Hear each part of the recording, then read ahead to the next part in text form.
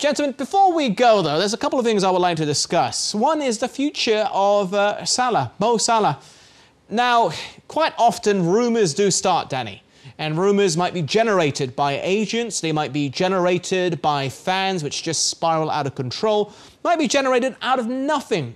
They're just rumours. But when a player gives an interview and he starts dropping hints, as Salah did to Spanish press, about, yeah, I would like to play for Barca or Real Madrid, then it's almost coming directly from the horse's mouth. Is there any substance to this? Do you see Salah moving on in the not-too-distant future? Well, you have to be careful what he actually said and didn't say. I mean, he said they're two big clubs and you'll never know what will happen in the future. Now, I initially was thinking, ooh, you know, that doesn't sound good. Now, I automatically go to being a Liverpool fan as a kid, Liverpool player. You know, it's kind of my club, if you like. You kind of think, oh, how could you be so disloyal? Why would you think about moving anywhere else? And then you have to put it into context and understand the mentality of a player that's from a different country, with a different mentality, with different desires, different ambitions. So why would he block it off? Why would he shut the door to that? Maybe he's dreamt of playing in Spain for one of those teams. Maybe he wants a different lifestyle again. Maybe his family, his wife wants to try it. Maybe there's a multitude of reasons that players want to move to different clubs and try different things. So I wouldn't criticise him too much for not ruling it out. I think if his performances on the pitch were bad, and if he looked like a player that wanted away and he wasn't scoring goals and had dropped off with his intensity, then yeah, I'd say there's a problem. But the level of performance on the pitch doesn't suggest to me he's got a problem. So I wouldn't make as much of it as some people have. Yes, ideal world, all you players going, I want to stay forever, but it's not realistic. It's not realistic. So do I think he'll leave? I think there could be a possibility that, depending on the amount of money that was offered for him. But I don't see it being a problem, in the next 6 to 12 months. Didi, what about you? You're someone that opted to leave your country, Germany, opted to go play in England. You left Bayern Munich, one of the world's biggest clubs, a true super club. They kicked him out, Adam. They didn't want to leave. I was being polite here. Well, I think that's the big difference. We weren't competing at the time, and I just needed a new challenge. I was in Munich since I was 16, and I just needed a new challenge. So it was a completely different situation with Salah. He's playing for I'd say the best team in Europe at the moment. Even though they haven't won the Champions League last season, I think with Bayern Munich, I think they're probably head and shoulders above everybody else at the moment. The decision he has to make is, does he want to play in Spain? Because, if Barcelona or Madrid come calling, I think it's very hard to turn them down. On the other hand, I think if you go to Barcelona, I don't think he'll be winning the Champions League again. I can't see Barcelona with Messi, dropping off a little bit. I don't think he's the same player he was 8 or 9 years ago. I can't see Barcelona winning the Champions League in the next 5 years. So, and this will be his ambition. These players, they want to play for the best clubs and they want to compete with the best teams and they want to compete in the Champions League. Would I rule it out? No, not at all. If, as Danny just said, maybe it was a dream for him to play in Spain. And even though Barcelona is not really the force of old, the name is still a huge pull. So is Real Madrid. So, I think there is an opportunity. Sometimes these things give you other opportunities. Salah's been a tremendous player, but who knows whether he's still a tremendous player or the same player in 18 months' time. And if he were to go, you look at a healthy transfer fee. And obviously you've got other options. There's some fantastic talent, some fantastic players out there.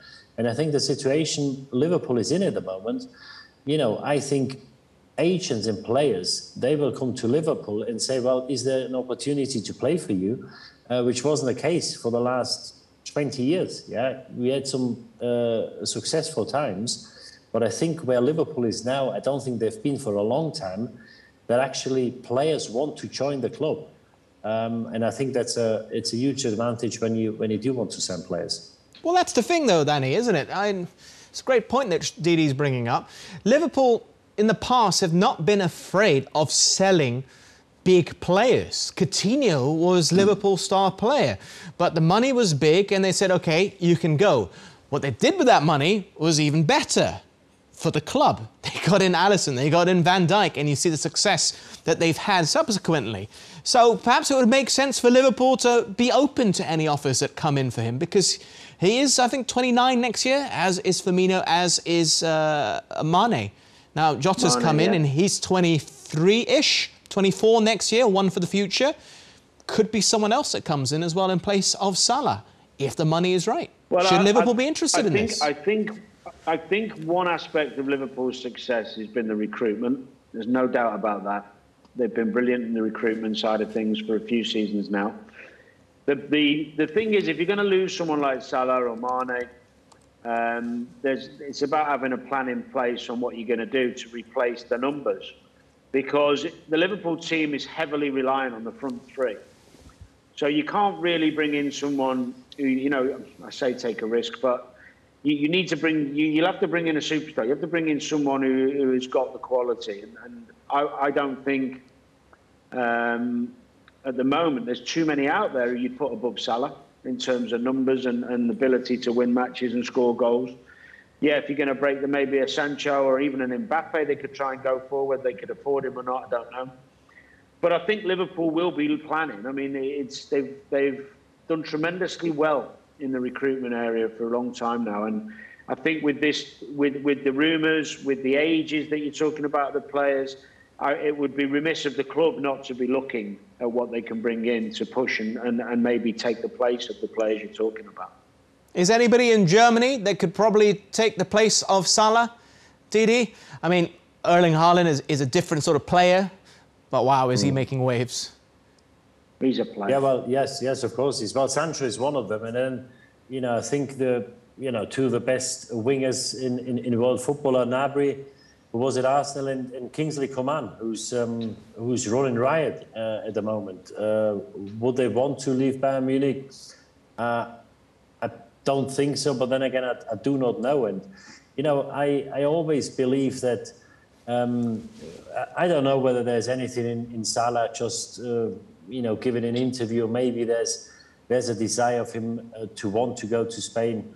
You know, I certainly think that if he wants to leave, or if he thinks of leaving, that Barcelona and Madrid would be interested. And I always feel if a player wants to leave a club, you've got to let him go. You know, in very few situations, it makes sense, or it made sense where you say, well, you've got to stay another year.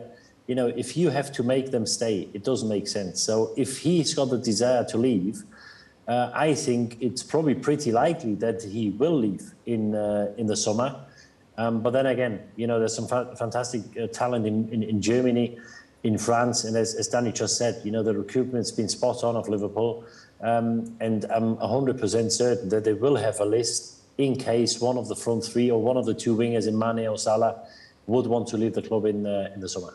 Is there anybody? Didi, can I just ask you? Sorry, Adam. Can I just ask Didi with his knowledge of the German game, because one thing people talk about is, you know, size of club, Champions League, etc. Wages is a big deal. Now Liverpool are paying over 200, 250, nearer 250 probably now.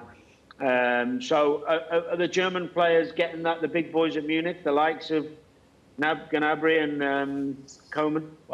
Well, the top players will have that, or maybe even a little bit more. Whether these two have got it or will earn it, I'm not too sure. But you know, but I think Liverpool, yes, they pay good wages, but there's probably teams in the Premier League who play better wages than Liverpool. And then you've got to make a decision as a player. You know, do you sacrifice a little bit of money and play for the best team, or go somewhere and you get the maximum, you get the most money you can get, but maybe you're unlikely to win the league or win the Champions League. So these are decisions only that the players can make. But yes, in Munich and in Dortmund, the players do get good wages, maybe not as good as in England, but they're paid handsomely, yes. Is there anybody, this is your personal preference, put aside what a player wants, anybody that you've seen that you would like to wear the red of Liverpool? Well, I think for me at the moment, the best wing out there is Kingsley Coman. You know, he's had injury problems when he came to Munich. He stayed fit. He scored a winner in the Champions League final. He ran riot in the Champions League final against Thilo Kehrer, the German fullback from Paris. He's two-footed. He's quick. He's very, very clever. He's got great decision making. His finishing improved an awful lot in the last 12 to 18 months. You know, Coman is the player, but then again, you know, you talk about, for me, probably the best wing at the moment. You know, Bayern Munich, I think, is not really interested in losing him. I think he's quite happy. He made that clear in the last few weeks that he's very happy in Munich. So, you know, but then again, if Salah were to move, as I said, which, you know, if he wants to go, might be quite likely, you know, it will have a knock-on effect because Liverpool will have to buy somebody. Whoever Liverpool buys, you know, they will need to have a replacement. And, you know, things happen quickly. It'll be interesting, that's for sure.